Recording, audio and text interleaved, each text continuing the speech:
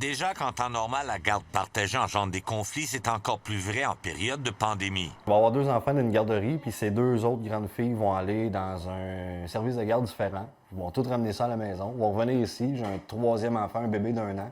En arrêt de travail, ce père de famille vient de passer la semaine en isolement chez lui avec ses 2 jeunes garçons. Il aurait souhaité les garder à la maison, mais son ex-conjointe a refusé, même si elle travaille en santé et que pour les prochains jours, les enfants vont se retrouver en service de garde. Puis là, la garderie, c'est tous des enfants de personnes qui travaillent au public, qui voient d'autres publics, qui se ramassent.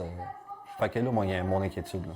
Des appels de parents inquiets et incapables de s'entendre, Maître Girard en a reçu plusieurs ces derniers jours. Il faut faire appel au bon jugement des gens, ne pas mettre nos enfants en danger, respecter les règles aussi qui sont mises en place là, par les autorités. Pour elle, l'urgence sanitaire devrait prévaloir. Les parents s'adapter et faire preuve de souplesse. Si vous pensez que l'autre milieu peut être contaminé, si vous devez voyager dans une autre région, ne le faites pas. Protégez votre enfant et vous ne pouvez pas, comme parent, reprocher à l'autre parent non plus de vouloir appliquer ces mesures-là. Selon l'Ordre des psychologues, les parents doivent tout faire en leur possible pour ne pas en ajouter à une situation déjà suffisamment anxiogène pour les enfants. Il y a toujours moyen de garder le lien avec l'enfant, puis de lui expliquer les choses, puis de garder un lien, soit en Skype, en FaceTime ou peu importe la modalité. Chaque cas nécessite qu'on regarde la situation à tête reposée dans l'intérêt de l'enfant.